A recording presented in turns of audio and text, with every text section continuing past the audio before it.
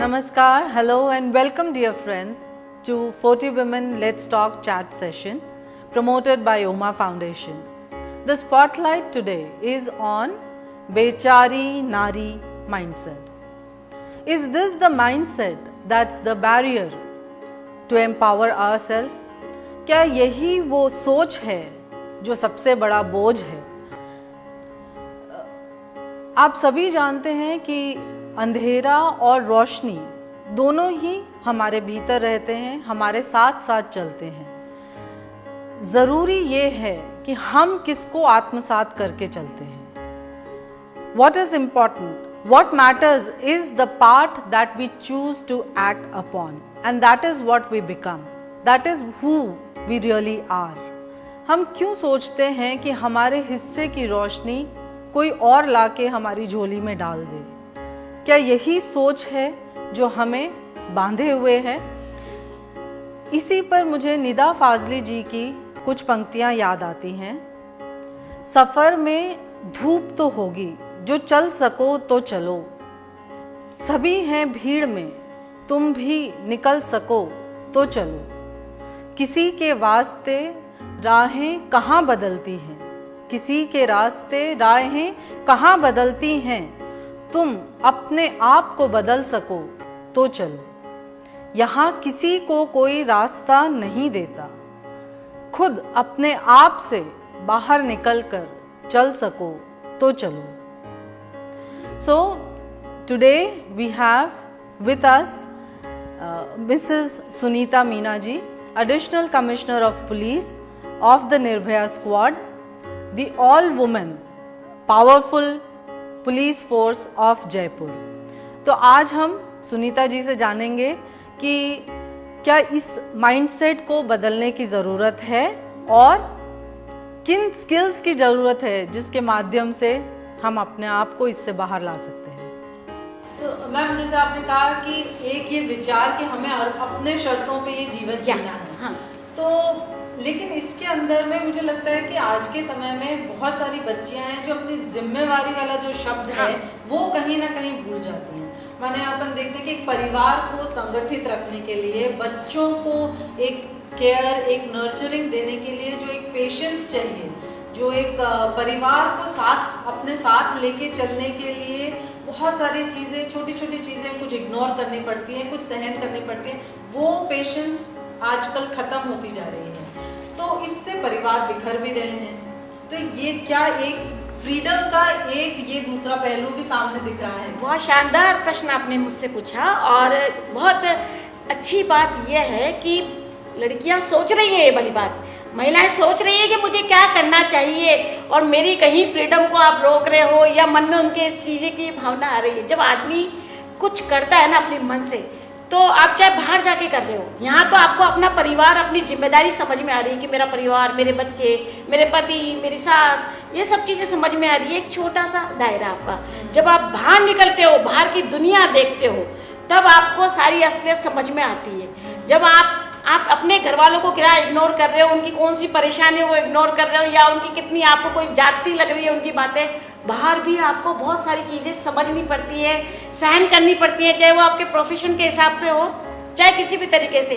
यानी जिंदगी अगर आप जीना चाहते हो तो आप सही तरीके से चलिए ना, आप समझदारी से चलिए, आपको कहीं कोई चीज़ जिम्मेदारी लगेगी ही नहीं। आपको लगेगा ही नहीं कि कोई आपको टोक रहा है या रोक रहा है, क्योंकि आपको पता है कि मुझे मेरे बच्चों को किस लेवल पे लेके जाना है। मैंने उन्हें जन्म दिया है, मुझे पता है कि मुझे इसको किस लेवल पे लेके जाना है। तो मेरे पति इससे मुझसे कुछ अपेक्षा रख रहे हैं, ये कोई मामला ही नहीं बनता कि मुझे उनको खाना गर्म खिलाना और ये करना, और वो मेरी पहले है कि मुझे इस बच्ची को पढ़ाना, और ये प्रायोरिटी अपने आप ही डिसाइड होती चली जाती है। मेरी सासू जी अगर बीमार है तो ऐसे मेरे को इंसानियत का मेरा फर्ज भी है ये कि उनका मुझे ध्यान रखना है। जब मुझे अपनों का ध्यान रखना है, मुझे बाहर वालों का भी ध्यान रखना है, तो ये सब ऑटोमेटिक होता चला जाता है। जब व्यक्ति खुद अपना साथ देता है, खुद कुछ काम अपनी जिम्मेदारी या दिल से करता है, मैं तो जो जिम्मेदारी है उसको आप दिल का काम समझिए। जो काम करने में आपको मजा आता है ना, उसे आप दिल से करो, पूरी कायनात आपका साथ देगी। दुनिया में कोई व्यक्ति आपकी तरफ उंगली नहीं कर सकता है, चाहे वो आपके परिवार का सदस्य है, चाहे आपके बच्चे हैं, चाहे आपके रिश्तेदार हैं। आप खामेखा अपराध बोध में जुड़ी, अरे मैं तो नौकरी कर रही हूँ, मेरे बच्चे कैसे जिएंगे, हे भगवान को कौन देख रहा होगा, हे भगवान मेरे घर में ये हो रहा होगा, हाँ मेरा पति कहाँ जा रहा होगा, मेरे व्हाट इज दिस, कोई मीनिंग नहीं है इन बातों का, कोई अंत नहीं है इन बातों का। फिर आप कब जियोगी, आप कब करोगी? मुझे क्या करना है ये मुझे डिसाइड करना है, और मुझे किसके लिए करना है ये भी मैं अगर 60 की एज में जाके सोचूं कि अब मैंने अच्छे से सब काम कर लिया, अब मुझे अपने लिए कुछ करना चाहिए, अरे मेरा शरीर ही साथ नहीं दे रहा, मुझे पूरा विदेश का भ्रमण करना है, क्या करूँ, ये कोरोना आ गया मैं कब करूँगी? मुझे जो करना है वो आज ही करना है, मुझे कल के लिए कुछ भी नहीं छोड़ना। कौन क्या कहेगा ये तो सोचना ही नहीं है, जो वास्तव में आज अपने को करना है। आज हमें टॉक शो करना था इसलिए आज हम सब यहाँ, आज हमें आप लोगों को सुनना था इसलिए आप सब लोग यहाँ हो। सो अल्टीमेटली जो दिल में आए वो करो, और यही जिंदगी है, यही सच्चाई है, सोचने का नहीं है, कर डालिए, सब कुछ अच्छा होगा।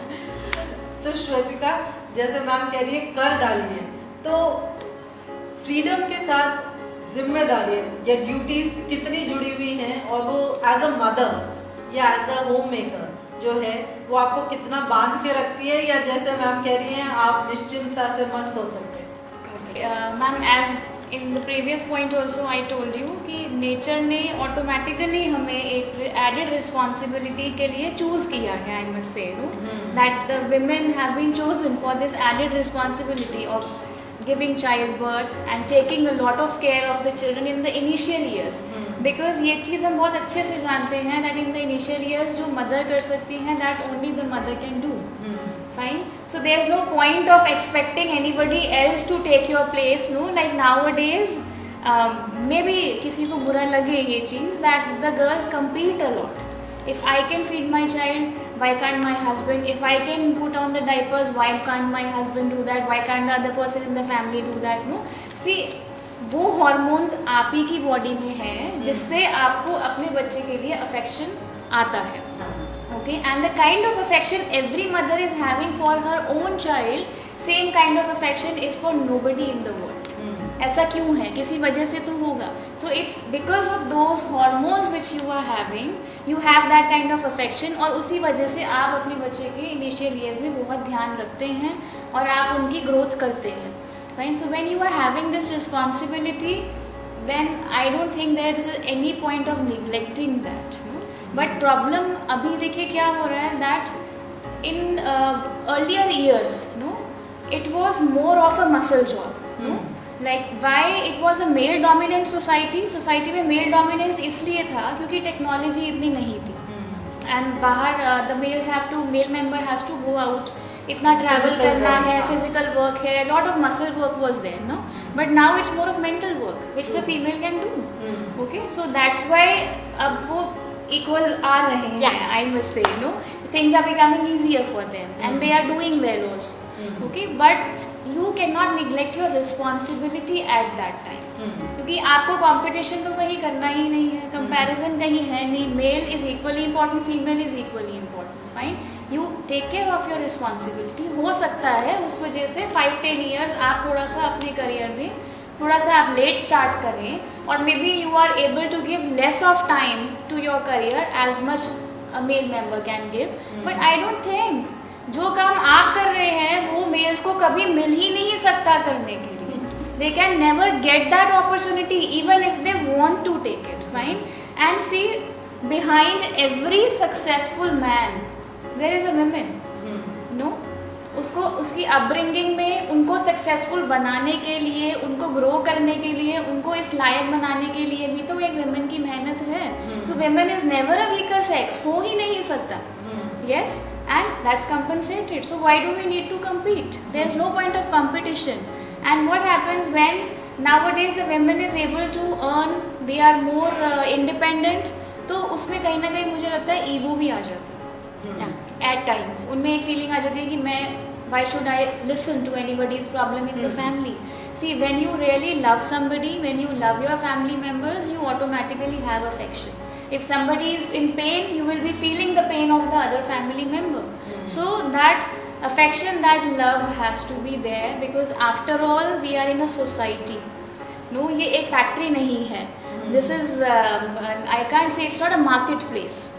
Your home, your family is your family. No, so along earning important है, सबका इंडिपेंडेंट होना भी इम्पॉर्टेंट है, सबकी रिस्पेक्ट भी इम्पॉर्टेंट है, बट एक बॉन्डिंग, एक एसोसिएशन, एक अफेक्शन, एक दूसरे को समझना, और अगर आज मुझे किसी की वजह से थोड़ा सा सैक्रिफाइस करना पड़ भी जाता है, I don't think that's something very big.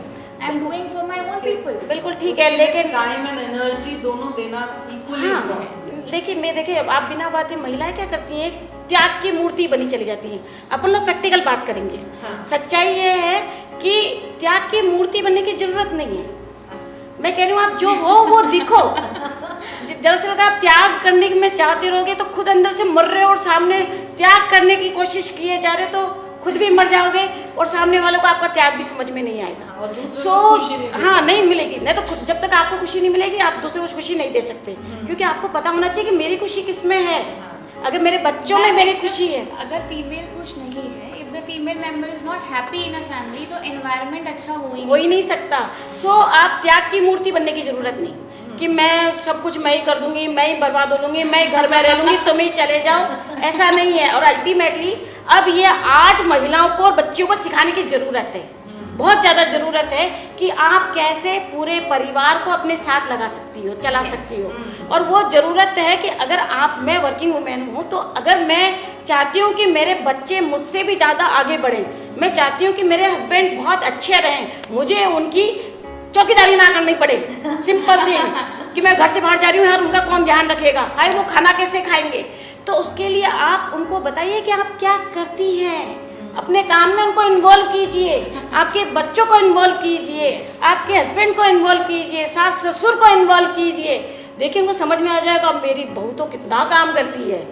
Ultimately आपको अपने ऊपर गर्व करने की जरूरत है, अपने काम पर गर्व करने की जरूरत है. मैं हूँ ये अस्तित्व आपको समझना पड़ेगा. और जिस दिन हमने ये समझ लिया ना, सामने आपके बच्चे भी आपको समझना शुरू कर देंगे. आप अदरवाइज आप फिर वही है जो हमेशा होता है ना, नटखट खाना, भागा जा रहा है, यशोदा उसके पीछे भागी जा रही है. अब आजकल यही हो रहा है कि बच्चा भग रहा है कि मैं ब्रेस्ट नहीं करूंगा, मैं खाना नहीं खाऊंगा. मत खा क्योंकि मेरे को तो जाना है, तो अल्टीमेटली मैं नहीं खिलाऊंगी तो फिर कोई और खिलाएगा. तो फिर ऐसा है कि ऑटोमेटिकली आप जिम्मेदारियां शिफ्ट होती चली जाती हैं. जब आपको कुछ करना है तो आपको देने की जरूरत नहीं है. हम गलती करते हैं, मैं महिला हूँ, तुम पुरुष हो, तुमको ये करना चाहिए, मैं ये कर रही हूँ. इतना कहने की जरूरत कहाँ है. Understanding should be. हाँ, ये तो हमारी जरूरत है यार. मुझे अगर करना है तो ये मेरी गरज है कि सामने वाले को साथ लेके जाऊं कि हाय सासू माँ, you are the best, hi तो मेरी ननद हो तुम, you are love you so much. ये हमारी जरूरत है, ये हमारी गरज है. ये स्किल सीखने की सीधी बात है एकदम. ज्यादा दिमाग लगाने का नहीं है आपको. अगर आपको जीना है अपनी जिंदगी तो ये जितना बड़ा कुनबा उतना ज्यादा फायदा. अकेले रहोगे तो थोड़ा सा दुख ज्यादा. फिर वो हस्बैंड है ना, फिर वो आपके लिए बेस्ट पर्सन है. उसको बहुत सारा प्यार देना है, उसको पूरा भगवान बना के रखना है. आप उसको भगवान का दर्जा दोगे, उसे भगवान बनना पड़ेगा. अच्छा. आप उसको 24 घंटे वो गालियां देके शुरू करोगे ना तो फिर वो वही बन जाएगा कि हाँ मैं तो हूँ कमीना, मैं तो हूँ ना खत्ता, तुमने कहा था ना. आप तो देवता हो, ये बोल के रखना पड़ेगा. वो भगवान बनेगा जब भी सारी व्यवस्थाएं सेट हो. आप ही देवी क्यों बनी जा रही हो भाई? जरूरत कहाँ है कि हम ही देवियां बने, है ना. इतना मत बनो कि मैं फिर बाद में मुझे समझ में आए हमने अपने घर को पता नहीं क्या बना रखा है, अपनी जो थाली को क्या बना रखा है. सारे लोगों ने खाना जो बचा है वो मैं अपने डस्टबिन की तरह अपने घर में अपने खाई जा रही हूँ. एंड देन मैं फेल के ये हो गई हूँ और उसके बाद मैं कह रही हूँ हाय मेरे सर में दर्द हो रहा है, मेरे माइग्रेन हो रहा है, मेरा ये हो रहा है. लेके चलो 90% जो मेड हैं, जो अपनी होम मेकर्स हैं, तो उनका ये प्रॉब्लम रहता है कि जब उनको अस्तित्व का प्रॉब्लम आता है ना तो फिर अब वो शुरू हो जाती हैं कि बेटा 10-20 साल तो तूने मुझको झेल लिया, अब 20 मैंने तुझको झेल लिया, अब 20 साल तू मुझे झेल. तो भाई मेरे कई सारी परेशानियां हो जाएंगी, मेरे सिर दर्द हो रहा है, मेरे चक्कर आ रहा है, डायबिटीज, ये वो, हाय बोल. तो हस्बैंड को समझना है कि ये सब चीजें आप नहीं झेलना चाहते ना, तो आप उन्हें भी वो सब कुछ करने दो। व्यस्त रखो, मस्त रहो, स्वस्थ रहो, सीधी बात है। व्यस्त रहो, मस्त रहो और स्वस्थ रहो, चाहे वो जेंट्स है चाहे वो लेडीज है, दोनों को ये रखना पड़ेगा, तभी वो एक दूसरे का खून नहीं पिएंगे। मैं बिल्कुल प्रैक्टिकल बात कर रही हूँ क्योंकि मैं अपने साथियों से बात कर रही हूँ। हम बिल्कुल गूगल बाबा वाली बात नहीं करेंगे, हम वो बात करेंगे जो हम सच्चाई में जीते। Yes, ma'am is actually very right, ma'am. It's not required. Gender, boy, girl, male, female, husband, wife, not required. Yeah. Everybody is an individual. Yeah. Whether it's your home, घर है, बाहर है, ऑफिस है, ये वहाँ पे required ही नहीं है. It is just one biological factor. जब जरूरत है तब काम आ जाता है. Right? So it's only association. बच्चों को ये सीखना चाहिए that इन चीज़ों से बाहर आके we have to understand कि हमें सोसाइटी में, घर में, ऑफिस में, whatever we are doing, everywhere, environment को अच्छा कैसे बना के रखना है, how do we have to create it? for one's own self, Yes. अपने लिए भी और सबके लिए। Obviously. इसलिए जो आपको अच्छा लगता है ना, आप अपने दोस्त जरूर बनाओ। कम से कम कोई तो ऐसा व्यक्ति होना चाहिए जो आपका दुखड़ा सुन सके, जब परेशानी आए तो किसी पे तो भड़ास निकाल सके। क्योंकि अल्टीमेटली मेरी फैमिली तो क्या हो गई, मैंने अपनी फैमिली में अपने हस्बैंड को तो भगवान बना दिया, तो उनको तो कुछ कह नहीं सकते।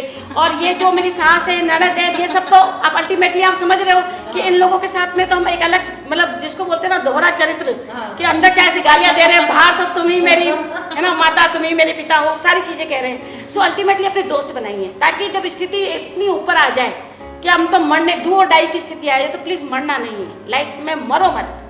क्योंकि अगर मर जाएंगे तो भगवान ने जिस काम के लिए हमें जन्म दिया ना, वो चक्र वापस रिपीट होगा, ये सब चीजें हमें वापस करनी पड़ेगी। तो यहाँ तक वापस आना है, इसलिए मरना नहीं है, जीना है। और जीने के लिए क्या करना है, दोस्त बनाइए, अच्छे लोग बनाइए। आप मेरी इतनी प्यारी दोस्त हो, मुझे कोई परेशानी आएगी, आप नहीं आओगी, आपको आना पड़ेगा, क्योंकि आपकी परेशानी में मैं भी आपके काम आऊंगी। सो अल्टीमेटली अपने प्यारे प्यारे दोस्त बनाओ, उनसे आप शेयर करो और जो दिल में आए वो करो, तो सब कुछ अपने आप होता चला जाता है। और लाइफ में ऐसी कोई परेशानी नहीं है जिसका कि हल ना हो, कोई भी ऐसी समस्या नहीं है जिसका हल ना हो, कोई भी ऐसी बीमारी नहीं है कि जो ठीक नहीं हो सके।